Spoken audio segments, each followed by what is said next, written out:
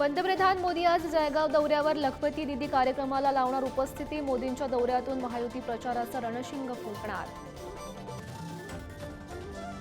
राज्य मंत्रिमंडळाची आज महत्त्वाची बैठक। विधानसभेआधी अनेक मोठ्या निर्णयांची शक्यता।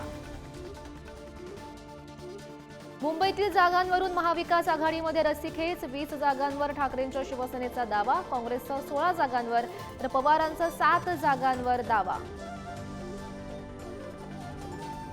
महायुतीमधला कोकणातील वाद काही केल्या संपेना। उदय सामंत यांच्या विरोधात वाया मानेंची नाराजी पुन्हा उघड। बंदर विकासाच्या भूसंपादनावरून जुंपली। मनसे अध्यक्ष राज ठाकरे वाशिम, बुलढाणा आणि अकोला दौऱ्यावर। विधानसभेआधी महाराष्ट्र पिंजून काढण्याचा प्रयत्न। लवकरच उत्तर महाराष्ट्राचाही दौरा करणार। विधानसभेआधी आदित्य ठाकरेंकडूनही रॅपिड दौरे। संभाजीनगर आणि सिल्लोडमध्ये आज शिवसंकल्प मेळावा। पुणे नाशकात मुसळधार पाऊस सुरू। वाहून जाणाऱ्या गाड्या वाचवण्यासाठी पुणेकरांची धडपड। तर रामकुंडावरील अनेक मंदिरं पाण्याखाली।